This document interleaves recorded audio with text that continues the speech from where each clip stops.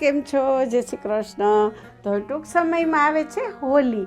તો અમારા વહુરાણીની પણ પહેલી હોલી છે. તો સૌથી પહેલાં બધાને હેપી હોલી અને એન્જોય કરજો આજે. અને તમે ખૂબ રંગ લગાડજો બધાને. ડિશિસ નવી નવી ટ્રાય કરજો, ડ્રિંક્સ નવા ટ્રાય કરજો. અને most important be careful. Yes. અને ચાલો તો આજે હું પણ એક ઠંડાઈ બનાવવાની છું મારા કિચનમાં. ચાલો.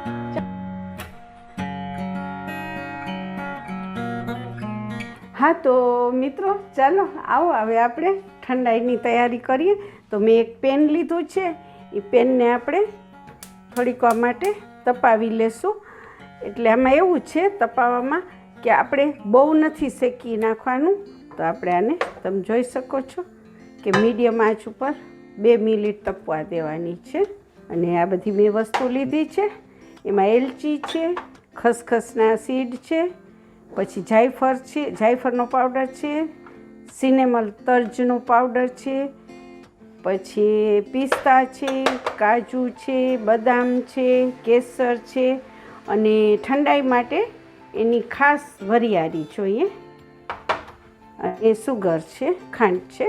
તો હવે આપણી કઢાઈ પેન તપી ગઈ છે. તો હવે ગેસ ઓફ કરશું. ને હવે એમાં જશે બદામ, એટલે આપણે કાજુ, પછી આપણે પિસ્તા, આ વરિયાળી નાખવાની. વરિયાળી થોડીક તમારા મિત્રો વધારે નાખવાની. આ મેં ખસખસના સીડ લીધા છે, એ પણ નાખવાના. મિત્રો કઢાઈને તમારે એકદમ તપાવવાની, એટલે તમારા આ નટ્સ છે ને એનું થોડું ઘણું ઓઇલ હોય એ નીકળી જશે. અને આપણે આટલી એલચી લીધી છે. અને આપણે એક આ રોઝ લીધું છે.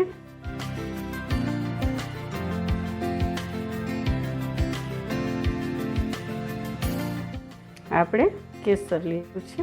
અને મિત્રો તમારી પાસે આખા મરી હોય તો આખા લેવાના. મારી પાસે આખા મરી નથી તો હું એનો પાવડર છે એ લઉં છું.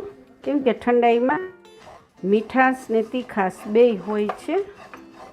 મિત્રો તમને થશે કે હું તાવી કે ચમચાથી નથી ફેરવતી, પણ આપણે કઢાઈ ખાલી થોડુંક જ આપણે એનું મોસ્ટર ઓલું થઈ જાય એના માટે આપણે શેકીએ છીએ કે પાવડર બનાવવામાં એકદમ ફાઇન થાય. અને ઘણીવાર હોળીના ઘણા બધા મહત્ત્વ હોય છે.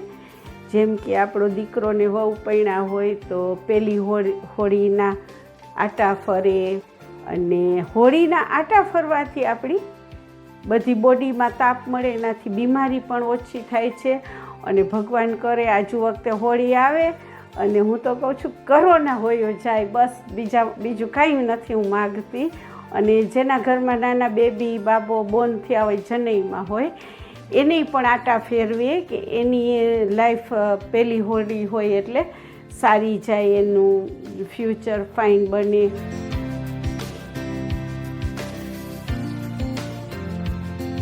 તો ઠંડાઈમાં એવું હોય છે કે બધા જુદી જુદી સ્ટાઇલમાં બનાવતા હોય. પણ આજકાલનું જનરેશન તો કોઈ રોંગ રસ્તે જવા ન માગતા હોય, તો ઘણાને તોફાન ખોટા કરવા હોય તો એ ઠંડાઈમાં એવા ધતુરાના સીડ આવે, ધતુરો આવે, એ નાખે. અને પછી એને ચડી જાય, પછી એના જય જય શિવ શંકર થઈ જાય. તો એવું ના કરવાનું, હું એમ કહું છું. અને બને એટલું અત્યારે કોરોનાને લીધે આપણે બધા બહુ કેરફુલ થઈ ગયા છીએ. અને આ ચડે એનાથી હોમી થાય, ચક્કર આવે, તમને હોસ્પિટલમાં લઈ જવા પડે, ઉલટીયું બહુ થવા માંડે, કંટ્રોલમાં ન રહી શકો. એવું નહીં કરવાનું. તમારે બધાએ ફાઇન તમારા ઘરવાળાનું, ફેમિલીનું ધ્યાન રાખી અને આ ઠંડાઈ એકદમ હોલી ટાઈમે તડકો હોય તો તમે આ પીઓ, એન્જોય કરો, ફાઇન ખાઓ, ડિશિસ ફાઇન બનાવો. ઘણી રીતે એન્જોયમેન્ટ થાય છે. એટલે એ રીતે આપણે ફાઇન રહેવાનું. તો મિત્રો હવે આપણું આ થોડુંક તપી ગયું છે અને ડ્રાય થઈ ગયું છે. તો હવે આપણે મિક્સરમાં એને ગ્રાઇન્ડ કરશું. મિત્રો મિક્સરમાં આવી રીતે આપણે બધું પીસી લેવાનું. અને મિત્રો આ મસાલો તમારો જો વધે ને તો તમે ખીર, દૂધપાક, પછી તમે ગુલ્ફી પણ બનાવી શકો. આની ગુલ્ફીમાં પણ નાખી શકો મસાલો. અને ફ્રીજમાં રાખવાનો. અને આ જાયફળનો મસાલો છે.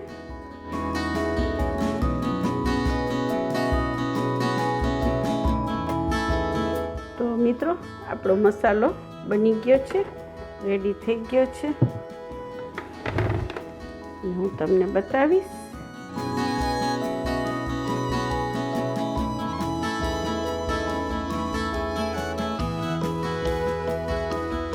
તમે આને સ્ટોરેજ પણ કરી શકો, પણ ફ્રીજમાં રાખવાનો. આમાં છે ને તજનો પાવડર પણ હું મિક્સ કરું છું. કંઈ પણ મિષ્ટાન બનાવો તો આ નાખવાથી આખો એનો ટેસ્ટ અને સ્મેલ ફાઇન આવી જાય. તો હવે આપણે એમાં આ તમે જોઈ શકો છો, હું 2 ચમચી મસાલો નાખું છું. પણ ગ્લાસ મોટો છે એટલે હું 2.5 નાખી દઉં છું.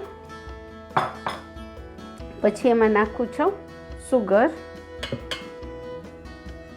અને હવે એમાં નાખું છું મિલ્ક.